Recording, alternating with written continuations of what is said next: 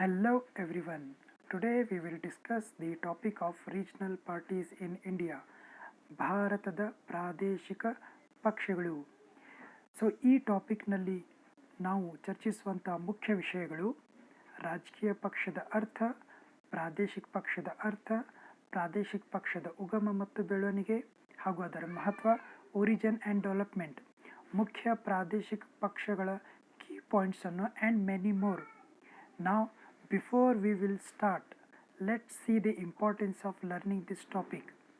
First of all, ಈ topic ಪರೀಕ್ಷಾ ದೃಷ್ಟಿಕೋನದಿಂದ ಅತ್ಯಂತ ಮಹತ್ವದಾಗಿದೆ. ಆ್ಯಂಡ್ ಒನ್ ಮೋರ್ ಇಂಪಾರ್ಟೆನ್ಸ್, ಒಂದು ಉತ್ತಮವಾದಂತಹ ನಾಗರಿಕ, ಪ್ರಜೆ ಮತ್ತು ರಾಜಕೀಯ ತತ್ವಜ್ಞಾನಿ ನಿರ್ಮಿಸಲು ಇದರ ಜ್ಞಾನ ಅವಶ್ಯಕವಾಗಿದೆ.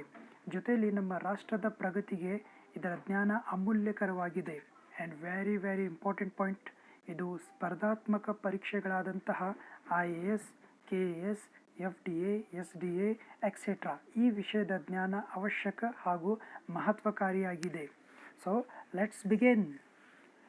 ಪ್ರಾದೇಶಿಕ ಪಕ್ಷಗಳು, ಇದರ ಅರ್ಥ ತಿಳಿಯೋಕ್ಕಿಂತ ಮುಂಚೆ ನಾವು ಸಿಂಪಲ್ ಆಗಿ ಪಕ್ಷವೆಂದರೇನು ತಿಳಿದುಕೊಳ್ಳೋಣ. ಇಲ್ಲಿ ಪಕ್ಷವೆಂದರೆ ನಿರ್ದಿಷ್ಟ ಉದ್ದೇಶಕ್ಕೆ ಕೂಡಿರುವ ಜನರ ಗುಂಪು ಅಥವಾ ಸಮೂಹ. ಅದೇ ರೀತಿಯಲ್ಲಿ ರಾಜಕೀಯ ಪಕ್ಷವೆಂದರೆ ರಾಜಕೀಯ ಅಧಿಕಾರದ ಉದ್ದೇಶಕ್ಕಾಗಿ ಸಂಘಟಿಸಿರುವ ಜನರ ಗುಂಪು ಎಂದು ಇದರ ಅರ್ಥವನ್ನು ನಾವು ಕಾಣುತ್ತೇವೆ. ಇಲ್ಲಿ ಎಕ್ಸಾಂಪಲ್ ಆಗಿ ನಾವು ನೋಡಿದರೆ, ರಾಜಕೀಯ ಅಧಿಕಾರದಲ್ಲಿ ಬರುವ ಕಾರ್ಯಗಳು ಯಾವೆಂದರೆ ಶಾಸನಗಳ ರಚನೆಯನ್ನು ಮಾಡುವುದು, ಆಡಳಿತ ನಡೆಸುವುದು, ಸಾರ್ವಜನಿಕ ಯೋಜನೆಗಳನ್ನು ಹಮ್ಮಿಕೊಳ್ಳುವುದು. ಇವತ್ತು ಆಧುನಿಕ ಪ್ರಾತಿನಿಧಿಕ ಪ್ರಜಾಪ್ರಭುತ್ವದ ಬೆನ್ನೆಲುಬು ಈ ರಾಜಕೀಯ ಪಕ್ಷಗಳು. ಉದಾಹರಣೆಗೆ, ರಾಜಕೀಯ ಪಕ್ಷಗಳ ಮುಖಾಂತರ ಅಭ್ಯರ್ಥಿಗಳು ಚುನಾವಣೆಯಲ್ಲಿ ಎದುರಿಸಿ ಸರ್ಕಾರ ರಚಿಸಿ ಆಡಳಿತವನ್ನು ನಡೆಸುತ್ತಾರೆ. ರಾಜಕೀಯ ಪಕ್ಷಗಳು ರಾಷ್ಟ್ರದಲ್ಲಿ ರಾಜಕೀಯ ಗೊಂದಲ, ಅಸ್ತವ್ಯಸ್ತತೆ ಮುಖಾಂತರ ಅನಾಹುತಗಳಿಗೆ ಕಾರಣವಾಗುತ್ತದೆ. ನಮ್ಮ ರಾಷ್ಟ್ರದ ಪ್ರಮುಖವಾದಂತಹ ರಾಜಕೀಯ ಪಕ್ಷಗಳಾದಂತಹ Congress, BJP, CPI, CPM, DMK, AIDMK, Shiv Sena, Trinamool Congress ಮುಂತಾದವು ನಾವು ಕಾಣಬಹುದು. ಪ್ರಾಂತೀಯ ಪಕ್ಷಗಳು ಎಂದರೆ ಮಾರಿಸ್ ಜಾನ್ಸ್ ಅವರ ಪ್ರಕಾರ ಸ್ಟೇಟ್ ಪಾರ್ಟೀಸ್ ಎಂದು ಕರೆದಿದ್ದಾರೆ. ಯಾಕೆ ಅಂದರೆ ಇವು ಬಹುಕಾಲದವರೆಗೆ ಒಂದೇ ರಾಜ್ಯಕ್ಕೆ ಸೀಮಿತವಾಗಿರುತ್ತದೆ. ಅದೇ ರಾಜ್ಯದ ಚುನಾವಣೆಯಲ್ಲಿ ಮಾತ್ರ ಭಾಗವಹಿಸುತ್ತಾರೆ. ಪ್ರಾದೇಶಿಕ ಪಕ್ಷವೆಂದರೆ ಒಂದು ನಿರ್ದಿಷ್ಟ ಪ್ರಾದೇಶಿಕ ಭಾವನೆಯೊಂದಿಗೆ ರಾಜಕೀಯ ಅಧಿಕಾರಕ್ಕಾಗಿ ಒಂದುಗೂಡಿರುವ ಜನರ ಗುಂಪು. ಅದೇ ರೀತಿಯಲ್ಲಿ ನಾವು ನಮ್ಮ ಭಾರತದಲ್ಲಿ ಕಾಣುವಂತಹ ಪ್ರಾದೇಶಿಕ ಪಕ್ಷಗಳು ಯಾವ್ಯಾವ ನಾವು ನೋಡ್ತೀವಿ. DMK, AIDMK ಇನ್ ತಮಿಳುನಾಡು, ಮಹಾರಾಷ್ಟ್ರದಲ್ಲಿ ಶಿವಸೇನಾ, ಪಂಜಾಬ್ದಲ್ಲಿ ಅಕಾಲಿದಳ್, ಜಮ್ಮು ಮತ್ತು ಕಾಶ್ಮೀರದಲ್ಲಿ ನ್ಯಾಷನಲ್ ಕಾನ್ಫರೆನ್ಸ್, ಜಾರ್ಖಂಡ್ದಲ್ಲಿ ಜಾರ್ಖಂಡ್ ಮುಕ್ತಿ ಮೋರ್ಚಾ ಇವನ್ನು ನಾವು ಕಾಣುತ್ತೇವೆ. ಅದೇ ರೀತಿಯಲ್ಲಿ ಈ ಮಾರಿಸ್ ಜಾನ್ಸ್ ಅದಕ್ಕೋಸ್ಕರ ಇದಕ್ಕೆ ಸ್ಟೇಟ್ ಪಾರ್ಟೀಸ್ ಎಂದು ಅವರು ಕರೆದಿದ್ದಾರೆ. ಹಾಗಾದರೆ ಪ್ರಮುಖವಾಗಿ ಈ ಪ್ರಾದೇಶಿಕ ಪಕ್ಷಗಳು ತಮ್ಮ ಪ್ರಾಂತದ ನಿರ್ದಿಷ್ಟವಾದಂತಹ ಸಂಸ್ಕೃತಿಯನ್ನು ಎತ್ತಿ ಹಿಡಿದು ಗಮನವನ್ನು ಸೆಳೆಯುತ್ತಾರೆ. ನೆರೆಹೊರೆಯ ರಾಜ್ಯಗಳಲ್ಲಿಯೂ ಸಹ ಅದೇ ಸಂಸ್ಕೃತಿಯ ವ್ಯವಸ್ಥೆ ಇದ್ದರೆ ಅಲ್ಲಿಯೂ ಸಹ ಚುನಾವಣೆಯಲ್ಲಿ ಭಾಗವಹಿಸುತ್ತಾರೆ. ಭಾರತದಲ್ಲಿ ಇರುವ ಪ್ರಮುಖ ಪ್ರಾದೇಶಿಕ ಪಕ್ಷಗಳು ನಾವು DMK, AIDMK, ತೆಲುಗು ದೇಶಂ, ಶಿವಸೇನಾ ನಾವು ಕಾಣುತ್ತೇವೆ. ಈಗ ಪ್ರಾದೇಶಿಕ ಪಕ್ಷಗಳ ಉಗಮ ಮತ್ತು ಬೆಳವಣಿಗೆ, ಒರಿಜಿನ್ ಆ್ಯಂಡ್ ಡೆವಲಪ್ಮೆಂಟ್. ಈ ಪ್ರಾಂತೀಯ ಪಕ್ಷಗಳ ಉಗಮಕ್ಕೆ ಮಹತ್ವವಾದಂತಹ ಕಾರಣಗಳು. ಫಸ್ಟ್ ಆಫ್ ಆಲ್, ಭಾರತವು ಹಲವಾರು ಭೂಭಾಗಗಳಿಂದ ಕೂಡಿರುವಂತಹ ಒಂದು ದೇಶ. ಈ ಭೂಭಾಗದ ಪ್ರಾಂತ್ಯಗಳಲ್ಲಿ ಹಲವಾರು ವೈವಿಧ್ಯ ಸಂಸ್ಕೃತಿಯನ್ನು, ಭಾಷೆಯನ್ನು, ರೂಢಿ ಸಂಪ್ರದಾಯವನ್ನು, ಆಚಾರ ವಿಚಾರವನ್ನು, ವೇಷಭೂಷಣವನ್ನು ಮತ್ತು ಇದಕ್ಕಿಂತ ಮೇಲಾಗಿ ಸಾಮಾಜಿಕ ಮತ್ತು ಆರ್ಥಿಕ ಅಂತರವನ್ನು ನಾವು ನೋಡುತ್ತೇವೆ. ಅದಕ್ಕೋಸ್ಕರ ಭಾರತವು ಸ್ವಾತಂತ್ರ್ಯ ನಂತರ ಬಹುಕಾಲದವರೆಗೆ ಒಂದೇ ರಾಷ್ಟ್ರೀಯ ಪಕ್ಷ ಕಾಂಗ್ರೆಸ್ ಆಳ್ವಿಕೆಯನ್ನು ನಡೆಸಿತು. ಕಾಂಗ್ರೆಸ್ನಂತಹ ಒಂದು ಶಕ್ತಿಯುತ ರಾಷ್ಟ್ರೀಯ ಪಕ್ಷವು ಪ್ರಾಂತೀಯ ರಾಜಕೀಯ ಬೆಳವಣಿಗೆಯನ್ನು ತಡೆ ಹಿಡಿದು ವೈವಿಧ್ಯತೆಯಲ್ಲಿ ಏಕತೆ ಎಂಬ ಮಂತ್ರದಿಂದ ಮುನ್ನಡೆಯಿತು. ಆದರೆ ಈ ಪಕ್ಷ ಅವನತಿ ಪ್ರಾರಂಭವಾದಾಗ ಸಹಜವಾಗಿ ಪ್ರಾಂತೀಯ ಪಕ್ಷಗಳು, ಸಂಘಟನೆಗಳು ತಮ್ಮ ತಲೆಯನ್ನು ಎತ್ತಿ ಕಾಂಗ್ರೆಸ್ನನ್ನು ಹಲವಾರು ರಾಜ್ಯಗಳಲ್ಲಿ ಸೋಲಿಸಿತು. ಸ್ಥಳೀಯ ಸಮಸ್ಯೆಗಳನ್ನು ಪ್ರಖರವಾಗಿ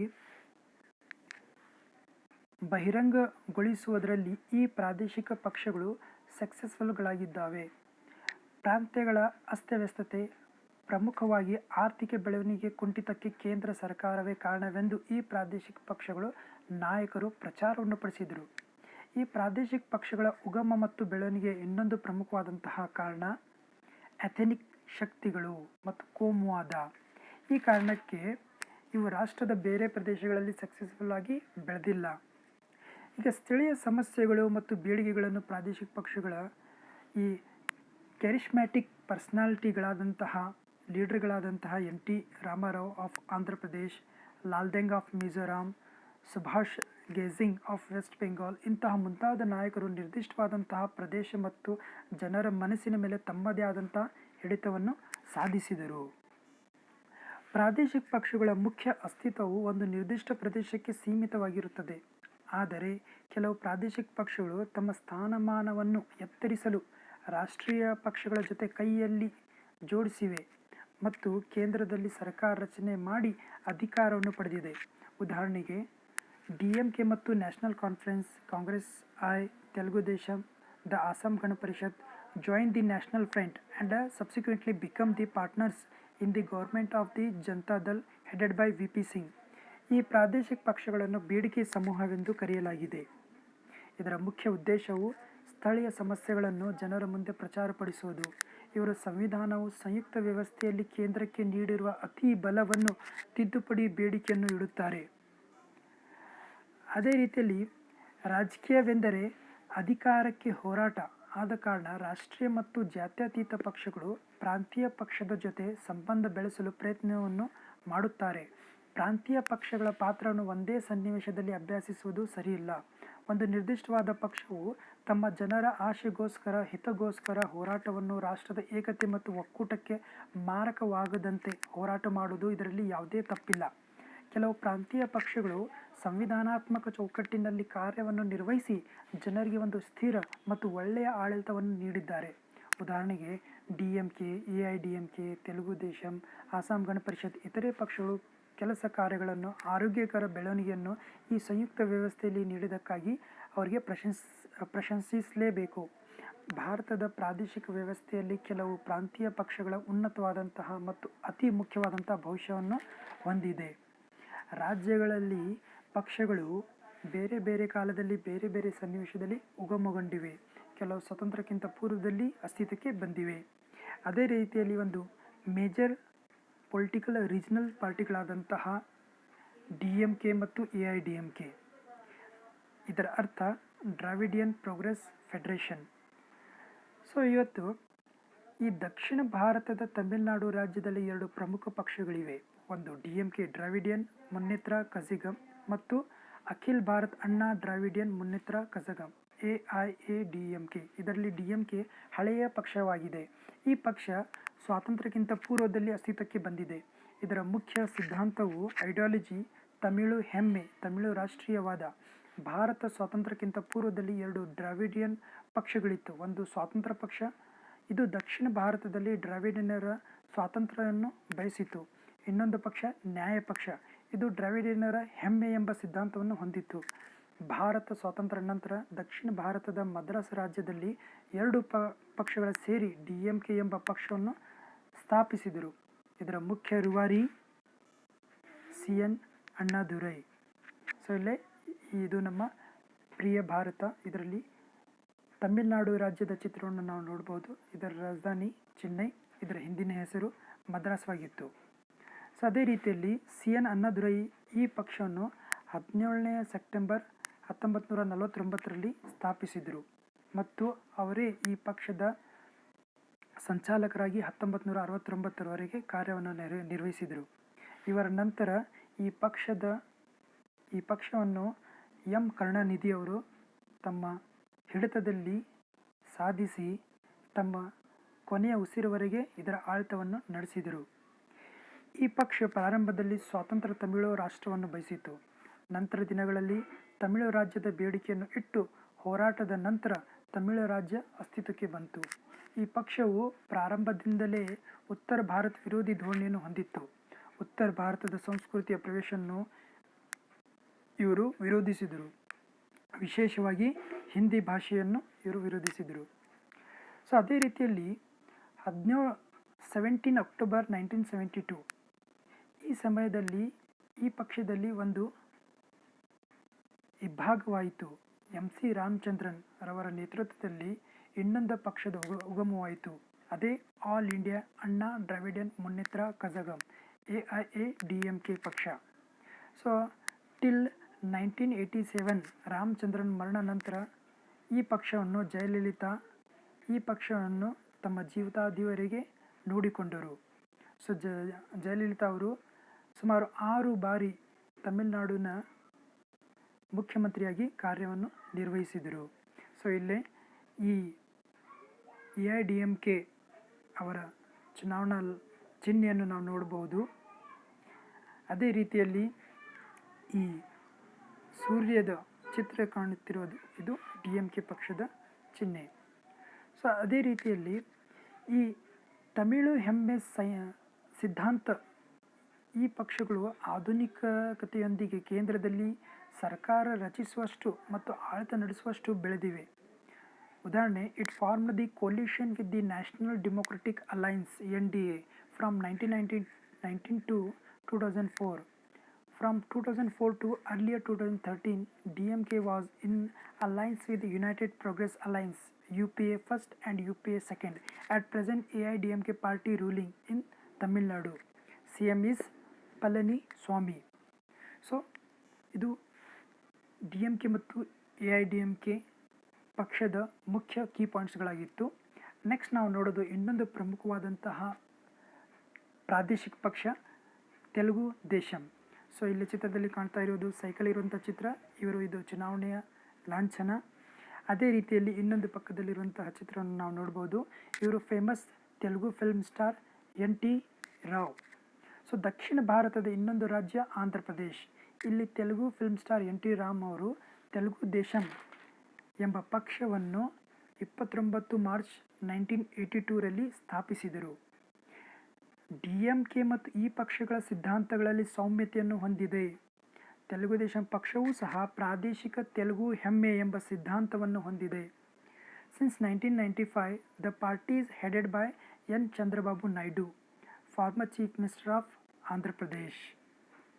ಸೊ ತೆಲುಗು ದೇಶಮು ಈ ಪಾರ್ಟಿಯೂ ಸಹ ಕೇಂದ್ರದಲ್ಲಿ ಯುನೈಟೆಡ್ ಫ್ರಂಟ್ ಅವ್ರ ಜೊತೆ ಸಹ ಇವರು ಸಂಬಂಧನ ಹೊಂದಿದ್ರು, ಆಳ್ವಿಕೆಯಲ್ಲಿ ಭಾಗವಹಿಸಿದರು 1996 to 1998. ಅದೇ ರೀತಿಯಲ್ಲಿ national front 1989 to 1996. TDP was the first regional party to become the main opposition party at the 8th Lok Sabha 1984 to 1989. So it is very important point. So 16 March 2018 the TDP walked out of Prime Minister Narendra Modi's National Democratic Alliance NDA. So presently why is Jagan Mohan Reddy CM of Andhra Pradesh, YSR Congress Party, Telangana CM since 2nd June 2014, K. Chandrasekhar ಅವರ party Telangana ರಾಷ್ಟ್ರೀಯ ಸಮಿತಿ. So ಇಲ್ಲಿ ಮುಖ್ಯವಾದಂತಹ ಬೆಳವಣಿಗೆಯನ್ನು ನಾವು ಆಂಧ್ರ ಪ್ರದೇಶದಲ್ಲಿ ನಾವು ನೋಡ್ತೀವಿ. ಆಂಧ್ರ ಪ್ರದೇಶವು ಈ 2 ರಾಜ್ಯಗಳಾಗಿ ಉಗಮವಾಯಿತು. ಒಂದು ಆಂಧ್ರ ಪ್ರದೇಶ್, ಇನ್ನೊಂದು ತೆಲಂಗಾಣ ಎಂದು. ಇವತ್ತು ಪ್ರೆಸೆಂಟ್ಲಿ ಆಂಧ್ರ ಪ್ರದೇಶದಲ್ಲಿ YS ಜಗನ್ಮೋಹನ್ ರೆಡ್ಡಿ ಅವರು CM ಆಗಿದ್ದಾರೆ. ಅವರ ಪಕ್ಷ YSR ಕಾಂಗ್ರೆಸ್. ಅದೇ ರೀತಿಯಲ್ಲಿ ತೆಲಂಗಾಣದಲ್ಲಿ ಅಲ್ಲಿ K. ಚಂದ್ರಶೇಖರ್ ಅವರು CM ಆಗಿದ್ದಾರೆ. ಅವರ ಪಕ್ಷ ತೆಲಂಗಾಣ ರಾಷ್ಟ್ರೀಯ ಸಮಿತಿ. ಸೊ ಇದೇ ರೀತಿಯಲ್ಲಿ ನಾವು ನಮ್ಮ ಭಾರತದಲ್ಲಿ ಇನ್ನೊಂದು ಪ್ರಮುಖವಾದಂತಹ ಪ್ರಾದೇಶಿಕ ಪಕ್ಷವನ್ನು ನೋಡ್ತೀವಿ. ಅದೇ ಶಿರೋಮಣಿ ಅಕಾಲಿ ದಳ್. ಉತ್ತರ ಭಾರತದ ಪಂಜಾಬದಲ್ಲಿ ಶಿರೋಮಣಿ ಅಕಾಲಿ ದಳ್ ಎಂಬ ಪ್ರಾಂತೀಯ ಪಕ್ಷವನ್ನು ನಾವು ನೋಡ್ತೀವಿ. ಇದು ಒಂದು ರಾಜ್ಯ ಪಕ್ಷವೆಂದು ಹೆಸರಿಸಲಾಗಿದೆ. ಈ ಪಕ್ಷದ ಉಗಮದಲ್ಲಿ ಧಾರ್ಮಿಕತೆ ಮತ್ತು ಸಿಖ್ ಧರ್ಮದ ಅನುಯಾಯಿಗಳನ್ನು ಈ ಪಕ್ಷ ಹೊಂದಿದೆ. ಈ ಪಕ್ಷವು ಸಹ ಸ್ವಾತಂತ್ರ್ಯಕ್ಕಿಂತ ಪೂರ್ವದಲ್ಲಿ ಅಸ್ತಿತ್ವಕ್ಕೆ ಬಂದಿದೆ. 14 ಡಿಸೆಂಬರ್ 1920 ಈ ಪಕ್ಷದ ಸ್ಥಾಪನೆಯಾಗಿತ್ತು. ಸೊ ಈ ಪಕ್ಷ ಬ್ರಿಟಿಷರಿಂದ ಸಿಖ್ ಜನರಿಗೆ ಪ್ರತ್ಯೇಕ ರಾಷ್ಟ್ರದ ಪಂಜಾಬವನ್ನು ಬೇಡಿಕೆಯನ್ನು ಇಟ್ಟಿದ್ದರು. ಭಾರತ ಸ್ವಾತಂತ್ರ್ಯ ನಂತರ ಈ ಪಕ್ಷವು ಪಂಜಾಬಿ ಭಾಷೆ ಮತ್ತು ಸಂಸ್ಕೃತಿಗೆ ವಿಶೇಷ ಸ್ಥಾನಮಾನದ ಬೇಡಿಕೆಯನ್ನು ಇಟ್ಟಿದ್ದರು. ಒಕ್ಕೂಟ ಭಾರತದಲ್ಲಿ ಪಂಜಾಬ್ ರಾಜ್ಯದ ಬೇಡಿಕೆ ಮತ್ತು ಹೋರಾಟದ ಮೂಲಕ 1966ರಲ್ಲಿ ಪಂಜಾಬ್ ರಾಜ್ಯದ ಸ್ಥಾಪನೆಯಾಯಿತು. ಈ ಪಕ್ಷದಲ್ಲಿ ನಂತರ ದಿನಮಾನಗಳಲ್ಲಿ ವಿಂಗಡಣೆಯಾಗಿ ಒಂದು ಉಗ್ರವಾದಿ ಧೋರಣೆಯೊಂದಿಗೆ ಸಿಖ್ ರಾಷ್ಟ್ರದ ಸ್ವಾತಂತ್ರ್ಯತೆ ಬೇಡಿಕೆಯನ್ನು ಇಟ್ಟು ಅದನ್ನು ಖಲಿಸ್ತಾನ್ ಎಂದು ಕರೆದರು. ಆದರೆ ಬಹು ಅಕಾಲಿದಲ್ ಪಂಜಾಬನ್ನು ಭಾರತ ಒಕ್ಕೂಟ ಜೊತೆ ಇರೋದು ಬಯಸುತ್ತಾರೆ. ಈ ಪಕ್ಷದ ಪ್ರೆಸಿಡೆಂಟ್ ಸುಖ್ಬೀರ್ ಸಿಂಗ್ ಬಾದಲ್. ಇವರು ಕೇಂದ್ರದಲ್ಲಿ ಸದ್ಯ ಆಡಳಿತ ನಡೆಸುತ್ತಿರುವಂತಹ NDA ಜೊತೆ ಅಲೈನ್ಸನ್ನು ಹೊಂದಿದ್ದಾರೆ. ಇವರ ಚುನಾವಣೆ ಚಿಹ್ನೆಯನ್ನು ನಾವು ಇಲ್ಲೇ ನೋಡ್ಬೋದು. ಇದು ಸುಖ್ಬೀರ್ ಸಿಂಗ್ ಬಾದಲ್ ಅವರ ಚಿತ್ರ ಇಲ್ಲೇ ನಾವು ಕಾಣಬಹುದು. ಸೊ ಅದೇ ರೀತಿಯಲ್ಲಿ ನಮ್ಮ ಈ ಪ್ರಿಯ ಭಾರತದಲ್ಲಿ ಇಲ್ಲೇ ಪಂಜಾಬ್ ರಾಜ್ಯವನ್ನು ನಾವು ನೋಡ್ಬೋದು. ಇದರ ರಾಜಧಾನಿ ಚಂಡೀಗಢ. ಅದೇ ರೀತಿಯಲ್ಲಿ ನಾವು ನಮ್ಮ ಭಾರತದ ಇನ್ನೊಂದು ಮ್ಯಾಪ್ನಲ್ಲಿ ನಾವು ಇಲ್ಲೇ ಆಂಧ್ರ ಪ್ರದೇಶದ ಇಲ್ಲಿ ರಾಜ್ಯದ ಮ್ಯಾಪನ್ನು ನೋಡ್ಬೋದು. ಸೊ ಅದೇ ರೀತಿಯಲ್ಲಿ ಈಶಾನ್ಯ ಭಾರತದಲ್ಲಿ ಇನ್ನೊಂದು ಪ್ರಮುಖವಾದಂತಹ ಪ್ರಾದೇಶಿಕ ಪಕ್ಷವನ್ನು ನಾವು ಕಾಣ್ತೀವಿ. ಅದೇ ಆಸಾಂ ಗಣ ಪರಿಷತ್. ಇದರ ಚಿಹ್ನೆಯನ್ನು ನಾವು ನೋಡ್ಬೋದು. ಇಲ್ಲಿ ಒಂದು ಫ್ಲಾಗ್ ಇದೆ, ಅದರಲ್ಲಿ ಆನೆಯನ್ನು ಕಾಣ್ತಾ ಇದೆಯಲ್ಲ, ಇದು ಆಸಾಂ ಗಣ ಪರಿಷತ್ತದ ಈ ಪಕ್ಷದ ಚಿಹ್ನೆ ನಾವು ಕಾಣ್ತೀವಿ. ಇದು ನಮ್ಮ ಪ್ರಿಯ ಭಾರತದ ಇಲ್ಲಿ ಆಸಾಮನ್ನು ನಾವು ಕಾಣ್ತೀವಿ. ಇದರ ರಾಜಧಾನಿ ಗುವಾಹಟಿ ಇಲ್ಲಿ ನಾವು ಕಾಣ್ಬೋದು, ಚಿತ್ರದಲ್ಲಿ ನೋಡ್ಬೋದು. ಸೊ ಇಲ್ಲಿ ಈ ಪೂರ್ವ ಭಾರತದ ಆಸಾಂದಲ್ಲಿ ಸನ್ ಆಫ್ ಸಾಯಿಲ್ ಮತ್ತು ಸ್ಥಳೀಯ ಆದ್ಯತೆ ಎಂಬ ಸಿದ್ಧಾಂತದೊಂದಿಗೆ ಪ್ರಾದೇಶಿಕ ಪಕ್ಷದ ಉಗಮವಾಯಿತು. ಬ್ರಿಟಿಷ್ ಭಾರತದಲ್ಲಿ ಆಸಾಮವು ಬ್ರಿಟಿಷರ ಒಂದು ರಾಜ್ಯ ಅಥವಾ ಒಂದು ಪ್ರಾಂತ್ಯವಾಗಿತ್ತು. ಬ್ರಿಟಿಷರು ಆಸಾಂ ಪ್ರಾಂತ್ಯವನ್ನು ಬೆಂಗಾಲ್ ಪ್ರಾಂತ್ಯದ ಜೊತೆ ಸೇರಿಸಲಾಗಿತ್ತು. ಆಸಾಂದಲ್ಲಿ ಉನ್ನತ ಸರ್ಕಾರಿ ಹುದ್ದೆಗಳನ್ನು ಬೆಂಗಾಲಿ ಜನರಿಗೆ ಹೊಂದಿದರು. ನಂತರ ದಿನಗಳಲ್ಲಿ ಆಸಾಮನ್ನು ಪುನಃ ಬೆಂಗಾಲಿಯಿಂದ ಬೇರ್ಪಡಿಸಿದರು. ಆದರೆ ಆಸಾಂದಲ್ಲಿ ಉನ್ನತ ಪದವಿಯನ್ನು ಬೆಂಗಾಲಿಯವರು ಇದ್ದರು. 1985ರಲ್ಲಿ ಆಸಾಂ ಗಣ ಪರಿಷದ ಪಕ್ಷದ ಸ್ಥಾಪನೆಯಾಯಿತು. ಆಸಾಮಿ ಜನರಿಗೆ ಎಂಬ ಪ್ರಚಾರವನ್ನು ಮಾಡಿದರು. 13 October Prafulla Kumar Mahanta elected as the youngest chief minister of state. ಇವರು ಸಹ ಇವತ್ತು ಪ್ರೆಸೆಂಟ್ NDA ಸರ್ಕಾರದೊಂದಿಗೆ ಅಲೈನ್ಸನ್ನು ಹೊಂದಿದ್ದಾರೆ. ಸೊ ಅದೇ ರೀತಿಯಲ್ಲಿ ನಾವು ಇನ್ನೊಂದು ಪ್ರಮುಖವಾದಂತಹ ಮತ್ತು ಇವತ್ತಿಗೆ ಪ್ರಚಲಿತವಾಗಿರುವಂಥ ಒಂದು ಪ್ರಾದೇಶಿಕ ಪಕ್ಷ ಶಿವಸೇನಾ. ಇಲ್ಲೇ ಶಿವಸೇನಾದ ನಾವು ಚುನಾವಣಾ ಚಿತ್ರವನ್ನು ನಾವು ನೋಡ್ಬೋದು. ಅದೇ ರೀತಿಯಲ್ಲಿ ಇಲ್ಲೇ ಬಾಲಾ ಠಾಕ್ರೆ ಈ ಪಕ್ಷದ ಸ್ಥಾಪಕರು ಹಾಗೂ ಅವರ ಮಗ ಮತ್ತು ಈಗಿನ ಮಹಾರಾಷ್ಟ್ರದ CM ಆಗಿರುವಂಥ ಮುಖ್ಯಮಂತ್ರಿ ಆಗಿರುವಂತಹ ಉದ್ಧವ್ ಠಾಕ್ರೆ ಅವರ ಚಿತ್ರವನ್ನು ಸಹ ಇಲ್ಲಿ ನಾವು ನೋಡ್ಬೋದು. ಸೊ ಪಶ್ಚಿಮ ಭಾರತದ ಮಹಾರಾಷ್ಟ್ರದಲ್ಲಿ ಇಲ್ಲೇ ಜನರಿಗೆ ಮರಾಠಿಗರು ಎಂದು ಕರೆಯುತ್ತಾರೆ. ಇವರ ಆಡುವ ಭಾಷೆ ಮರಾಠಿ. ಇವತ್ತಿನ ಮಹಾರಾಷ್ಟ್ರದ ರಾಜಧಾನಿ ಮುಂಬೈ. ಬ್ರಿಟಿಷರ ಆಳ್ವಿಕೆಯ ಕಾಲದಲ್ಲಿ ಇದು ಒಂದು ಪ್ರಾಂತ್ಯವಾಗಿತ್ತು. ಬಾಂಬೆ ಪ್ರಾಂತ್ಯದ ರಾಜಧಾನಿ ಬಾಂಬೆ ನಗರವಾಗಿತ್ತು. ಬಾಂಬೆ ಪ್ರಾಂತ್ಯವು ಈಗಿನ ಮಹಾರಾಷ್ಟ್ರ ಮತ್ತು ಗುಜರಾತ್ ರಾಜ್ಯಗಳನ್ನು ಒಳಗೊಂಡಿತ್ತು. ಗುಜರಾತ್ ರಾಜ್ಯದ ಭಾಷೆ ಗುಜರಾತಿ. ಭಾರತದ ಪ್ರಮುಖ ಒಂದು ವ್ಯಾಪಾರಿ ಸಮೂಹ ಈ ಗುಜರಾತಿಗಳು ಆಗಿದ್ದಾರೆ. ಇವರು ಬಾಂಬೆಯಲ್ಲಿ ನೆಲೆ ನಿಂತರು. ಆದರೆ ಬಾಂಬೆಯಲ್ಲಿ ಹೆಚ್ಚು ಕೆಲಸಗಾರರು ಮರಾಠಿಗರು ಆಗಿದ್ದಾರೆ. ಇಲ್ಲಿ ಭಾರತದ ನಾನಾ ಭಾಗಗಳಿಂದ ತಮ್ಮ ಉಜ್ವಲ ಭವಿಷ್ಯಕ್ಕಾಗಿ ಇಲ್ಲೇ ಜನರು ಆಗಮಿಸಿದ್ದಾರೆ. ಇದು ಬಾಂಬೆಯನ್ನು ಭಾರತದ ದೊಡ್ಡ ಆರ್ಥಿಕ ನಗರವನ್ನಾಗಿ ಮಾಡಿದೆ. ಭಾರತದ ಸ್ವಾತಂತ್ರ್ಯ ನಂತರ 1960ರಲ್ಲಿ ಬಾಂಬೆ ಪ್ರಾಂತ್ಯವು 2 ರಾಜ್ಯಗಳಾಗಿ ಜಾರಿಗೆ ಬಂತು. ಒಂದು ಮಹಾರಾಷ್ಟ್ರ, ಇನ್ನೊಂದು ಗುಜರಾತ್. ಬಾಂಬೆ ಮರಾಠಿಗರ ಸಾಂಸ್ಕೃತಿಕ ನಗರವಾಗಿತ್ತು. ಮಹಾರಾಷ್ಟ್ರದ ಸ್ಥಾಪನೆಯಾದ ಮೇಲೆ ಬಾಂಬೆ ಪರಕೀಯರ ಆಳ್ವಿಕೆಗೆ ಮತ್ತು ಅದರ ಆಧಿಪತ್ಯವನ್ನು ಪರಕೀಯರು ವಶದಲ್ಲಿ ಇದೆ ಎಂಬ ಭಾವನೆಯು ಮರಾಠಿಗರ ಮನಸ್ಸಿನಲ್ಲಿತ್ತು. ಇವರ ಆಕ್ರೋಶ ಭಾರತದಿಂದ ಬಂದ ವಿಭಿನ್ನ ಭಾಗಗಳಿಂದ ವಲಸಿಗರಾಗಿದ್ದರು. 1966ರಲ್ಲಿ ಕಾರ್ಟೂನಿಸ್ಟ್ ಬಾಲಾ ಸಾಬ್ ಠಾಕ್ರೆಯವರು ಶಿವಸೇನಾ ಎಂಬ ಮರಾಠಿ ಪ್ರಾದೇಶಿಕ ಮತ್ತು ಹಿಂದೂ ರಾಷ್ಟ್ರೀಯವಾದಿ ರಾಜಕೀಯ ಪಕ್ಷವನ್ನು ಸ್ಥಾಪಿಸಿದರು. ಈ ಪಕ್ಷವು ಹಲವು ಮೂಲ ಮರಾಠಿ ಹೆಸರನ್ನು ನಾಮಕರಣ ಮಾಡಿದರು. ಉದಾಹರಣೆಗೆ ಬಾಂಬೆಯನ್ನು ಮುಂಬೈ ಹೆಸರು ಪರಿವರ್ತನೆ ಮಾಡಿದರು. ಪ್ರಸ್ತುತ ಮಹಾರಾಷ್ಟ್ರದಲ್ಲಿ ಶಿವಸೇನಾದ ಸಮ್ಮಿಶ್ರ ಸರ್ಕಾರ ಆಳ್ವಿಕೆಯಲ್ಲಿದೆ ಮತ್ತು ಉದ್ಧವ್ ಠಾಕ್ರೆ ಇದರ ಮುಖ್ಯಮಂತ್ರಿಯಾಗಿದ್ದಾರೆ. ಸೊ ಇದು ಬ್ರಿಟಿಷ್ ಕಾಲದ ಬಾಂಬೆ ಪ್ರಾಂತ್ಯವನ್ನು ನಾವು ನೋಡ್ತೀವಿ. ಇದು ಮಹಾರಾಷ್ಟ್ರ ಮತ್ತು ಗುಜರಾತ್ ಭಾಗಗಳನ್ನು ಒಳಗೊಂಡಿದೆ ಮತ್ತು ಈ ಮಿಡಲ್ನಲ್ಲಿ ಕಾಣ್ತಾ ಇರುವಂತಹ ಮಹಾರಾಷ್ಟ್ರ ರಾಜ್ಯವನ್ನು ಕಾಣ್ಬೋದು. ಅದೇ ರೀತಿಯಲ್ಲಿ ಈ ರೀತಿ ಬ್ರಿಟಿಷರ ಸಮಯದಲ್ಲಿ ಮದ್ರಾಸ್ ಪ್ರಾಂತ್ಯ, ಬಾಂಬೆ ಪ್ರಾಂತ್ಯ, ಬೆಂಗಾಲ್ ಪ್ರಾಂತ್ಯ, ಪಂಜಾಬ್ ಪ್ರಾಂತ್ಯ ಈ ರೀತಿ ಅವರು ಭಾಗಗಳನ್ನು ಮಾಡಿದರು ಆಡಳಿತ ಅನುಕೂಲಕ್ಕೋಸ್ಕರ. ಸೊ ಭಾರತದಲ್ಲಿ ಹಲವು ಪ್ರಾದೇಶಿಕ ಪಕ್ಷಗಳಿವೆ. ಕಾಶ್ಮೀರದಲ್ಲಿ ನ್ಯಾಷನಲ್ ಕಾನ್ಫರೆನ್ಸ್, ಹರಿಯಾಣದಲ್ಲಿ ಹರಿಯಾಣ ವಿಕಾಸ್ ಪಾರ್ಟಿ, ಮಣಿಪುರದಲ್ಲಿ ಮಣಿಪುರ್ ಪೀಪಲ್ಸ್ ಪಾರ್ಟಿ, ಗೋವಾದಲ್ಲಿ ಮಹಾರಾಷ್ಟ್ರವಾದಿ ಗೋಮತ್, ಸಿಕ್ಕಿಂದಲ್ಲಿ Sikkim democratic front etcetera. So ಇನ್ನಿತರ ರಾಜ್ಯಗಳ ಪಕ್ಷಗಳು ರಾಷ್ಟ್ರೀಯ ಪಕ್ಷದ ಒಡಕುಗಳಿಂದ ಹೊರಬಂದು ಬೇರೆ ಪಕ್ಷಗಳು ಸ್ಥಾಪಿಸಿದ್ದಾರೆ. ಉದಾಹರಣೆಗೆ Kerala Congress, Trinamool Congress and other parties, CPI, CPN etcetera.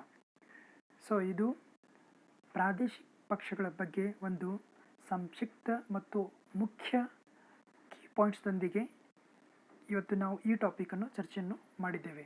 Okay, wish you all the best.